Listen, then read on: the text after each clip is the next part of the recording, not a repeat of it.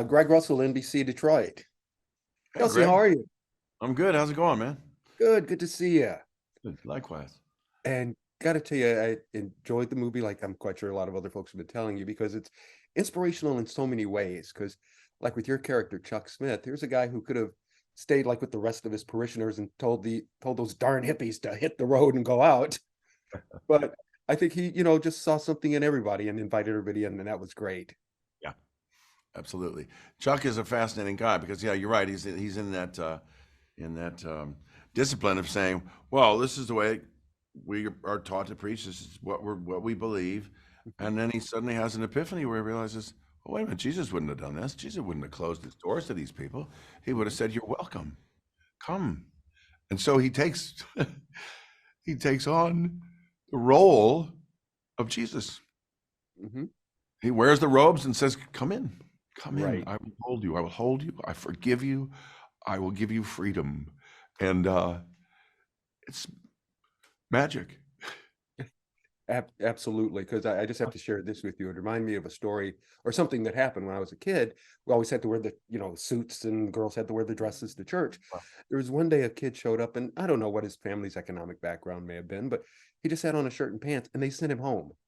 Wow. And Yeah. I remember, everybody then started complaining about, no, no, no, you don't do that. Right. Good. Right. Yeah, Right. Wants good. to worship, let them in. Yeah. No. Absolutely. And it was amazing. It was a tidal wave. It really was. I mean, he went from that little church to thousands of them. There are thousands, and they're still in existence. And it branched into the harvest movement with Greg Laurie, and it's extraordinary. We don't talk about it much, but it's still pretty big. And that was another thing I was going to bring up. Like you said, we don't talk about it. This was almost another one of those hidden gem stories where I didn't know anything about it until I saw this movie, and to find out it was real, it was like, whoa, that's great. Yeah. Yeah. It's the power of the word, the power of God, whatever you want to call it, the power of Jesus. It's still got some stuff. And Right.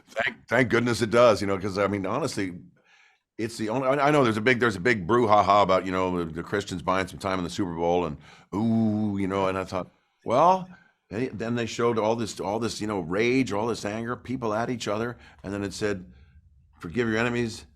Think of your enemies as you love your enemies as you love yourself, and forgive them. And Jesus gets us. And I started thinking, yeah, this is the one guy for the last 2,000 years who said this and lived it and is still saying it. And nobody else is saying it. He's saying it. So I'm kind of for it. And also, like we said, it's a true story. What was it like meeting some of those people? I mean, Oh, is it's wonderful.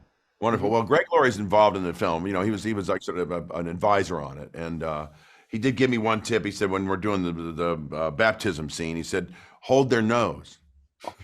Mhm. Zip them down. Well, I felt a little bit funny about that. He doesn't feel funny about it, so I'd say, look, he said, hold, but you want me to hold your nose? I said, just make sure you breathe out of your nose when you're underneath. And so that's what they did. And I baptized about 50 people in that Wow.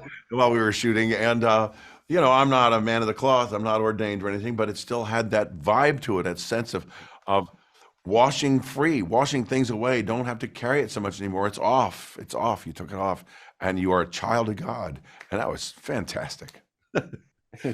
Also, when you mentioned that, I just remember the first time I ever saw a baptism like that, where I went to church, it Yeah, was just like the little sprinkles of water. And we went to another one, and they're done. I'm going, oh my goodness.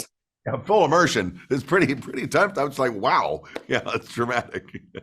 It it is. And it's also, thinking back on it too, about how the hippies or whatever you want to call them back in the day were just treated in general by society, where, now they're all 60, 70 years old or 80 or something like that. Yeah, and I keep thinking, what the hell happened to you?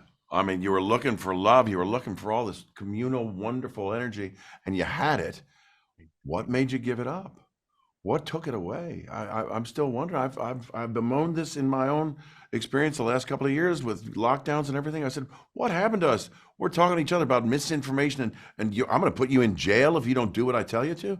I thought, Yeah. are you kidding? This is that generation. I was very disappointed in my little family, and I want them to come back. I I'm right there with you. I'm right there with you because yeah, part of the baby boomers doing it's like, oh, we're going to change the world, and We did, and yeah, now it's what have you done? It's funny. right, Yeah, right. Kelsey, thank you so much for your time. I really enjoyed talking to you. And from all your fans here in Detroit, who I told I was going to talk to you, they all told me to tell you hello. So greetings from Detroit. Thank you so much, and hello back at you. I love Detroit. All right. Kelsey, thanks so much. All the Bye-bye. best.